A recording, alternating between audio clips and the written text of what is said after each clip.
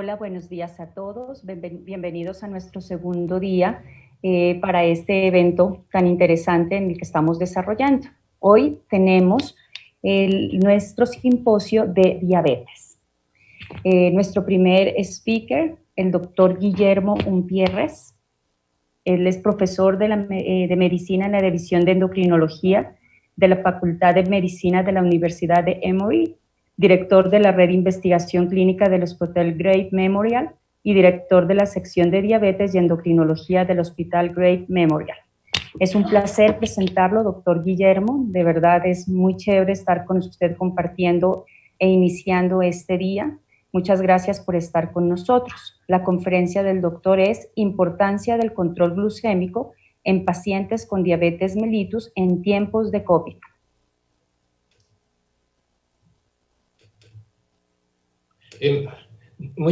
Muchas gracias, Dolly.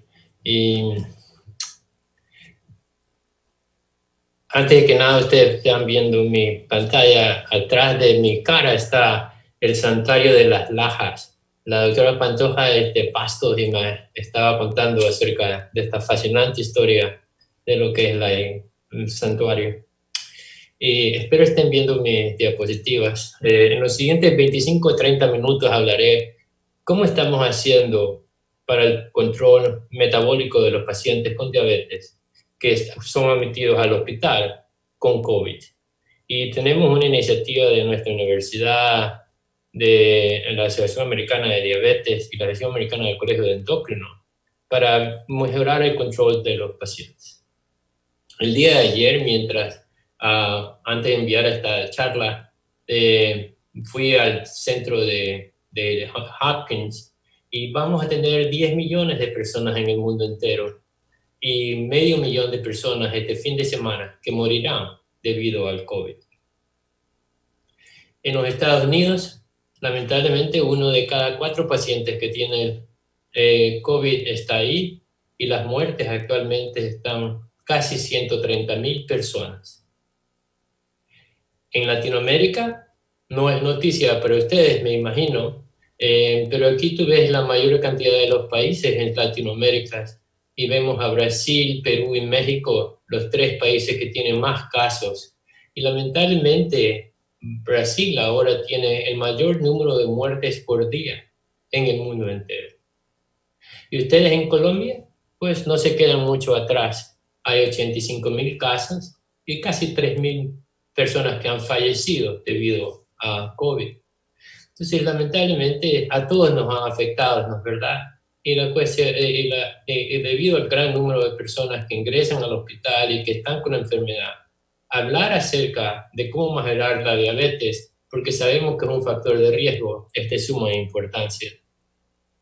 Y si ustedes, para preparar esta charla, pues tú vas a PubMed y vas a la Librería Nacional de los Estados Unidos y ves que en los últimos 5 meses se han publicado 550 artículos acerca de COVID y diabetes. 550. La mayoría son revisiones y hay mucha duplicación de datos. Entonces he extraído ciertas preguntas para contestar y presentar a ustedes la evidencia. La primera pregunta es, ¿cuál es la prevalencia de diabetes en pacientes hospitalizados infectados con COVID-19? Y ves que hay diferentes series, ¿no es verdad? En China, el número de personas, el porcentaje de personas con diabetes va entre 10 y 20%. En los Estados Unidos, datos de nosotros ahora, en más de 1,000 personas en los Estados Unidos, en 18 hospitales. La edad es mucho mayor y el porcentaje es mucho mayor de los pacientes, con 20 a 30%.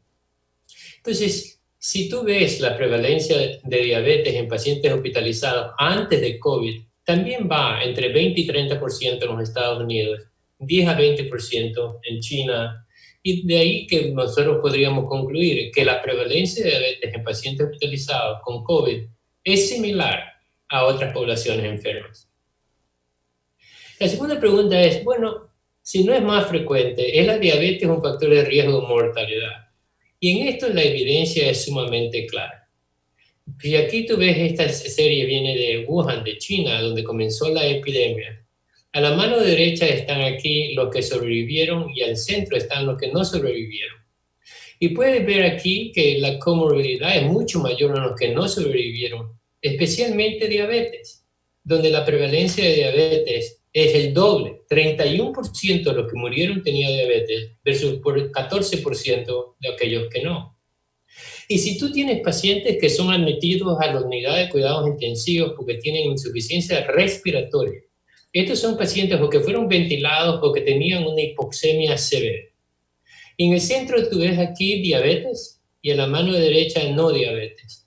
Y quisiera llamar la atención a la parte inferior de esta diapositiva. Y tú ves que los pacientes con diabetes, por supuesto, recibieron más cuidados intensivos. El 81% estaba en ventilación. Y si tú tienes un paciente con insuficiencia respiratoria que tiene diabetes, la mortalidad es un 80%, menos versus un 50%, 47% en lo que no tiene. Indudablemente, la diabetes es un factor de riesgo. En los Estados Unidos, Bruce Body acaba de publicar este papel en Journal of Diabetes Science Technology en 1,100 pacientes. Y tú ves que en los pacientes que tuvieron diabetes o hiperglicemia, un azúcar mayor de 180, la mortalidad fue aproximadamente 4 veces mayor que los que no tuvieron diabetes o tuvieron un azúcar menor de 80. Y la otra cosa que es importante es que así no tengas diabetes, si tu azúcar se sube por arriba de 180, la mortalidad es sumamente más alta, 42% versus 15%. Indudablemente, no solamente diabetes, pero hiperglicemia es un factor de riesgo. Y estos son datos que estamos trabajando con David Klonoff, que es de la Asociación de Tecnología en los Estados Unidos, y vamos a enviar este papel a publicación. Y lo que están viendo ustedes aquí es pacientes no fuera de cuidados intensivos y a la mano derecha pacientes en cuidados intensivos. Y la línea roja representa a aquellos que tienen un azúcar por arriba de 250, independiente de la historia de diabetes. Hiperglicemia por sí mismo aumenta la mortalidad significativamente, con más de un 50% de los pacientes de cuidados intensivos que mueren y un 50% fuera de cuidados intensivos. Entonces, ¿cuál es el mecanismo del aumento de riesgo? ¿Por qué razón? Bueno, sabemos que la diabetes es un proceso inflamatorio crónico, ¿no es verdad? La diabetes, la obesidad, la enfermedad cardiovascular. Y la hiperglicemia disminuye la capacidad inmunitaria, lo que aumenta la susceptibilidad a la infección del virus y la progresión de la enfermedad. También hay evidencia que hay esa tormenta de citoquinas que producen resistencia a la insulina. Y también hay evidencia que se ha demostrado en pacientes que han muerto en autopsias que hay infección envueltos los islotes, las células betas del páncreas. Entonces se produce un proceso de insulinitis que disminuye la producción de insulina. Y por supuesto, en el tiempo de COVID la gente no chequea el azúcar tanto, la gente no se pone insulina, hay mayor cantidad de hiperglicemia. Muchos factores se han hablado. La otra cosa que quisiera presentar, un par de diapositivas, es la concepción errónea de que hay ciertos medicamentos como los inhibidores de la ECA o el DPP4 que están asociados con aumento de riesgo. En relación a inhibidores de la ECA y de los receptores, no hay ningún dato que sugiera que es maligno. Más todavía, en este estudio retrospectivo, de 1,100 pacientes ves que los que estuvieron en ACE o en ECA versus los que no tuvieron en ECA, tuvieron muchísimamente menor mortalidad. Este estudio sugeriría que aquellos que fueron parados en el ECA o el ARB tuvieron un 70% más de mortalidad. Y con relación a los DPP4 también se ha hablado que los DPP4 puede ser un receptor y que permite la entrada del virus dentro de las células. Pero hay estudios y hay un metaanálisis indicando claramente que los inhibidores del DPP4 no parecen alterar la expresión del virus. Esto ha resultado que la Asociación Americana de Diabetes, la Asociación Americana de Cardiología, han publicado recomendaciones muy estrictas, primero diciendo que no hay efectos adversos, que no se respalda exceso de estos medicamentos y que se deben de continuar los inhibidores de la ECA y los DPP-4 sin tener ningún problema con la relación a estos medicamentos. Debido al corto tiempo que tenemos para hablar, vamos a hablar cómo se deben manejar estos pacientes dentro del hospital. Hay muchas cosas que están erróneas, ¿no? ¿Verdad? Pero más o menos sabemos lo siguiente. Primero, el uso de equipos de protección personal. Esto no tengo que decirlo a ustedes porque ustedes son médicos primarios y médicos que están viendo a sus pacientes. Espero yo que ustedes no hayan tenido el mismo problema que tuvimos en nuestro país, aquí en los Estados Unidos, durante los primeros 2 o 3 meses de la epidemia, en la cual teníamos que restringir brutalmente el uso de máscaras y de máscaras de N95. En relación al manejo del paciente, si el paciente ingresa a la unidad de cuidados intensivos, siempre hemos recomendado el uso de insulina intravenosa, porque tú puedes manejarla rápidamente, chequeas el azúcar cada hora y lo pones, subes y bajas la dosis de acuerdo a las necesidades de cada paciente. Actualmente, durante los últimos 3 meses, hemos disminuido sustancialmente el uso de infusión continua de insulina, porque requiere un ajuste y un chequeo de azúcar cada hora.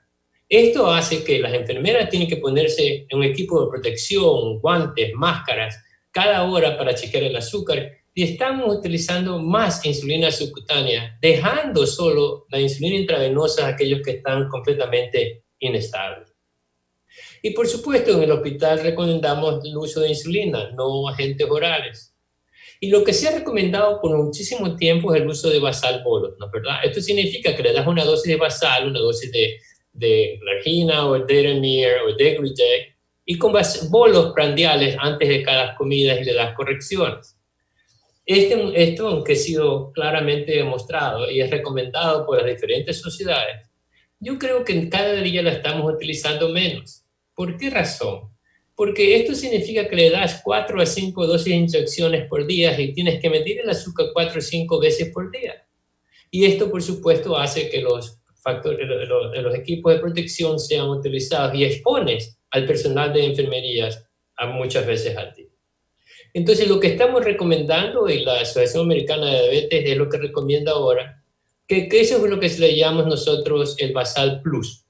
El Basal Plus significa que le das una dosis de glargina, Deramir o Degludec, y si el azúcar está alta, le das correcciones, la cual puede ser 2 o 3 veces al día. Y lo que queremos es que el azúcar no sea estrictamente controlada, sino menor de 180. Esta recomendación de Basal Plus viene de un estudio que nosotros le llamamos Basal Plus. Es una dosis de basal, le das glargina 0.25 unidades por kilo, y correcciones en este estudio con Glulisine, pero podría ser Lispro o Aspar. Y lo comparamos con el basal bolos, la mitad basal bolos, 5 veces al día. Y en los pacientes que tienen insuficiencia renal o no están comiendo, pues solamente le das un basal plus, ¿no es verdad? Y en 370 pacientes que publicamos estas diapositivas, este trabajo hace unos años atrás, vemos que no hay diferencia en los niveles de azúcar. Y esto ha hecho a estos pacientes en medicina, pacientes en cirugía, los azúcares antes de las comidas o al acostarse, no hay mucha diferencia. ¿Por qué razón? Porque la mayor cantidad de los pacientes que ingresan al hospital, especialmente si tú tienes COVID y estás falta de aire, pues no vas a comer. Entonces una dosis basal de insulina es posiblemente suficiente. Ahora, si el paciente está comiendo bien y el azúcar basal no funciona, pues le lo subes a basal bolos. Las recomendaciones es de dar 0.2, 0.25 unidades por kilo por día y le das correcciones por escala de insulina, de acuerdo a lo que ustedes tengan. Y si tienes un paciente que tenga mayor de 70, 80 años, le das la mitad de la dosis, 0.15 es lo que le damos a los pacientes. Y si tiene insuficiencia renal, 0.1, 0.15. Y le aumenta la dosis a cómo están. Y estas son las recomendaciones de este año de la Asociación Americana de Diabetes. Y algo novedoso, este artículo salió publicado este mes, en las cuales nosotros comparamos el U300 con el U100. Como sabemos, el U300 ha sido con una disminución en los pacientes ambulatorios, muestra que no hay diferencia en niveles de azúcares. Igual lo que se ha publicado en los pacientes ambulatorios, esto es un uso en el hospital, Pero el uso de U300 comparado con el U100, hay una disminución del porcentaje de personas que tenían hipoglicemia menor de 54 miligramos, o sea, lo que nosotros llamamos clinical significance o hipoglicemia de significancia clínica. Entonces, si tú puedes utilizar U300, U100 una vez al día y le das correcciones. La otra posibilidad es que le das una dosis de basal y le das un DPP-4. En este estudio de nuestro grupo que publicó Francisco Pagel, cogimos 280 pacientes y a la mitad le dimos una dosis de glargina y una dosis de sitaleptina. Y la otra mitad le dimos el basal bolus con 4 o 5 inyecciones al día. Y lo que tú ves aquí, que una dosis de basal con sitaleptina fue tan bueno como una dosis basal bolus. Y esta es la glucosa antes de las comidas del acostarse. Entonces, ¿por qué razón funciona tan bien? Si uno le da las dosis prandiales para evitar que el azúcar suba después de las comidas, los DPP-4 disminuyen la glucosa postprandial. Entonces, esto es una alternativa.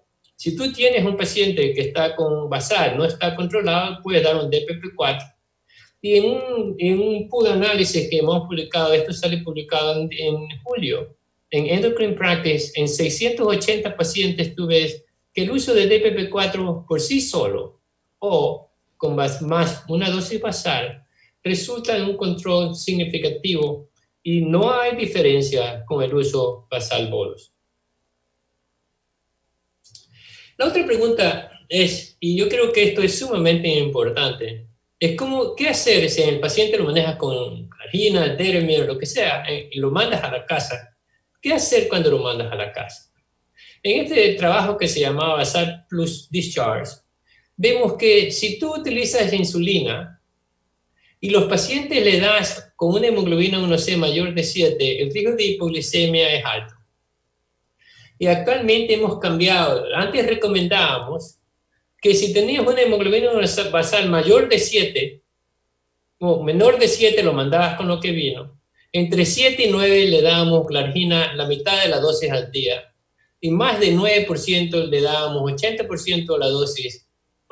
Y lo que nosotros ahora recomendamos es que si tú tienes una hemoglobina, no sé, entre 7 y 8, y el paciente no ha estado anteriormente recibiendo insulina, lo debes de mandar con la dosis que vino o ajusta las dosis orales. Y solamente utilizamos insulina cuando la hemoglobina 1C está entre mayor de 8%, de 8 a 10. Y la otra cosa es que solamente le das la mitad de la dosis de insulina basal de lo que el paciente recibió en el hospital. ¿Por qué razón? Porque los pacientes, especialmente con COVID, que se van a la casa, siguen enfermos por semanas y no van a comer bien por muchos días. Entonces, posiblemente no hay que ser tan agresivo. Y recuerda el alto riesgo de hipoglicemia. Y la otra cosa es que puedes utilizar combinaciones, ¿no es verdad? Metformina, DPP-4. En estos pacientes y en este trabajo de Roma Gianchandani, lo publicamos ya hace algún tiempo, un par de años atrás, ves que tiene un buen control metabólico. Finalmente, quisiera compartir con ustedes las novedades que nos han empujado en la infección por COVID. Y es el uso de monitoreo continuo de glucosa. Con su compatriota, la doctora Ana María Gómez, nosotros ya publicamos hace algunos años que el uso de monitoreo continuo de glucosa funciona en el hospital con más de un 90% estar en concordancia con los niveles de los pinchazos en los dedos. Entonces se puede monitorar, y estos eran pacientes trabajados con basal bolus. En este mes acabamos de publicar que el uso de CGM con agua. El estudio de Ana María fue con el iPro. Este de aquí fue con el Abbott, que sale en todas las televisiones, ¿no es verdad? Y tú ves que primero el CGM Abbott, el libre, mide aproximadamente 10 a 12 miligramos por abajo que el point of care testing del finger. Pero más importante, descubre muchísimas hipoglicemias, especialmente hipoglicemias nocturnas. Por supuesto, si con el pinchazo de los dedos solamente le das 2, 3, 4 veces al día, y nadie se pincha entre las 10 de la noche hasta las 6 de la mañana. Y nosotros vimos que el uso de libre reconoce una serie de hipoglicemias nocturnas, hasta algo que nosotros llamamos hipoglicemia prolongada. Significa más de 2 horas una glucosa por abajo de 70. Actualmente tenemos 205 pacientes que estamos revisando los datos con el uso de Dexcom G6. Y el G6 actúa sumamente bien con un 98% en concordancia en estos pacientes. Y más todavía, lo que estamos haciendo es poner el CGM en las unidades intensivas y en el cuarto. Esto es lo que hacen en Nueva York, ponen el CGM pegado contra la pared y esto hace que las enfermeras no tengan que entrar a pinchar el dedo cada hora, especialmente en los que están recibiendo infusión continua de glucosa o durante el día, ¿no es verdad? Aquí la otra cosa que yo creo que va a salir en el mercado dentro de los siguientes 1 o 2 años tal vez, es cómo hacer para que el monitoreo continuo de glucosa mande la señal al cuarto de enfermeras. Y aquí tenemos un estudio que hicimos con la Universidad de Baltimore, con la Universidad de Maryland, donde actualmente estamos mandando lo que le llamamos el glucose profile del hospital. Y tú ves aquí un paciente que ingresa el primer día, el segundo día mejora, el tercer día está controlado. Y tú ves aquí lo que nosotros llamamos que está dentro del target de 70 a 180, los niveles de glucosa bajo de 70 o por arriba de 180, 250. Y vemos aquí la variabilidad de la glucosa. Yo creo que esto va a ser el futuro, en el sentido que hay que disminuir la exposición de las enfermeras, de los médicos a los pacientes que están con COVID y de esta manera permanecer sanos. Yo quisiera que ustedes, si tienen tiempo, vayan a este website que es de nuestra universidad, en colaboración con universidades de varias universidades en los Estados Unidos y en Europa. covidindiabetes.org. Y ustedes ahí van a encontrar una gran cantidad de papeles, de publicaciones, una serie de protocolos de nuestra universidad, de otras universidades, de cetoacidosis, no cetoacidosis, cirugía, no cirugía, qué es lo que el Reino Unido recomienda. Nuevamente, www.covidindiabetes.org. Entonces, ¿qué es lo que yo he querido presentarles a ustedes? Y perdone que haya sido tan breve, pero no teníamos tanto tiempo. Hay una mayor prevalencia de diabetes en las personas con COVID. Los pacientes con COVID realmente necesitan mayor ingreso al hospital, necesitan mayor cuidados, y si tienes un problema de neumonía con diabetes, la mortalidad es sumamente alta. La hiperglucemia en los pacientes con y sin diabetes ha sido demostrado que es un factor de riesgo sumamente importante para la mortalidad y el manejo de los pacientes. Entonces, ¿cómo le hacemos?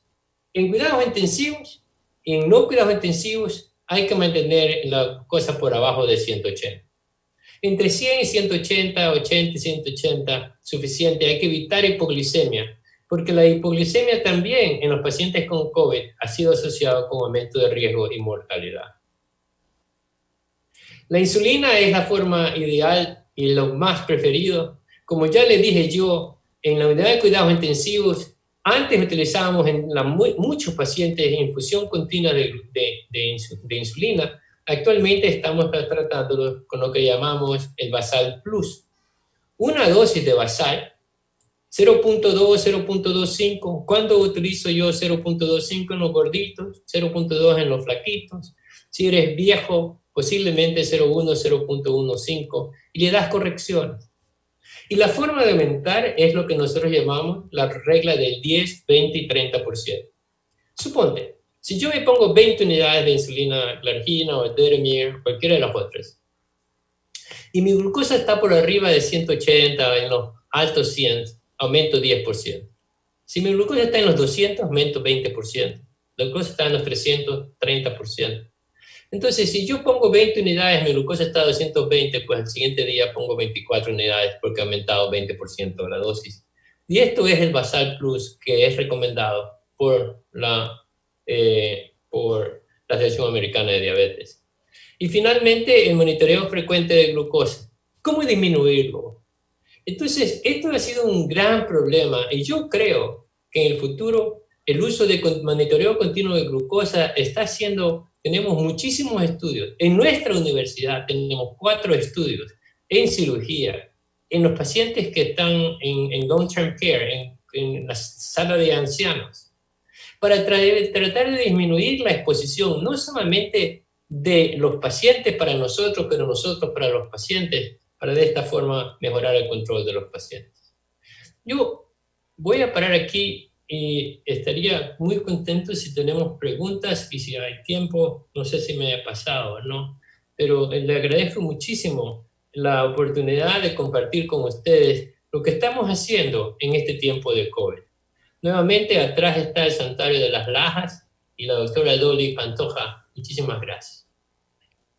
Bueno, doctor, muchísimas gracias por su excelente conferencia, por compartirnos en este momento información tan importante para nuestros pacientes.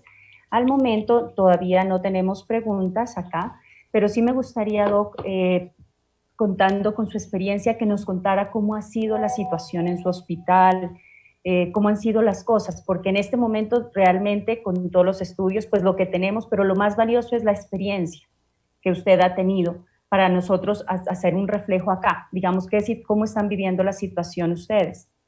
Sí, indudablemente, primero nuestra universidad cerró las clínicas en marzo 12 y no, completamente cerrado. Y solamente eran los pacientes de urgencia, ¿no es verdad? En la parte de investigación, todos los estudios han sido parados desde marzo 12, a excepción de los pacientes con COVID. Teníamos nosotros aproximadamente unos 100 pacientes casi todos los días en cada uno de los hospitales. El día de ayer creo que tuvimos 22 pacientes en nuestro hospital. O sea, ha disminuido significativamente. Y comenzamos a abrir las clínicas hace 3 semanas. Y comenzamos con 25%, actualmente estamos en 50%, para tratar de disminuir la aglomeración de personas en la sala de esperas. Y cuando un paciente llega, todo el mundo que ingresa al hospital o a las clínicas le toma la temperatura y le hacen una historia si tiene síntomas o no, todas cosas así. Y de ahí lo ve la enfermera que lo chequea, le toma los signos vitales y lo pone uno en cada cuarto. Y cada vez que un paciente sale, una de las asistentes va y limpia y desinfecta donde estaba el paciente, todo posible contacto. Entonces, lamentablemente, el tiempo entre paciente y paciente ha aumentado y el número de pacientes que podemos ver no puede ser más de un 50%. Finalmente, los pacientes tienen miedo. Y lo que nosotros llamamos no show rate, o el radio de no presentarse, es un 50%. Tú lo llamas y dices, sí, yo voy, pero no van. Posiblemente muchas cosas tienen que ver, ¿no? ¿Verdad? Primero estamos haciendo muchísima telemedicina, lo cual nos ha ayudado muchísimo, aunque más que nada hacemos telemedicina para las personas que ya han sido vistas por nosotros anteriormente, no para los pacientes nuevos. Pero hacemos en los pacientes que son mayores de edad, hacemos mucha medicina para tratar de que ellos no tengan que venir. Y hay una regla en la universidad que todos los pacientes pueden ir a las farmacias relacionadas con Emory y pueden tener un refill de los medicamentos sin tener, hasta si es insulina, por ejemplo. No tenemos ese tipo de problemas y las enfermeras nos están ayudando muchísimo. Realmente la vida nos ha cambiado muchísimo. Muchas gracias, Doc, por contarnos su experiencia. Fue un placer, digamos, escuchar su excelente conferencia y su experiencia. Eso también nos da a nosotros unos espejos para seguir acá en Colombia con nuestra situación y con nuestros pacientes. Muchas gracias, doctor. Gracias.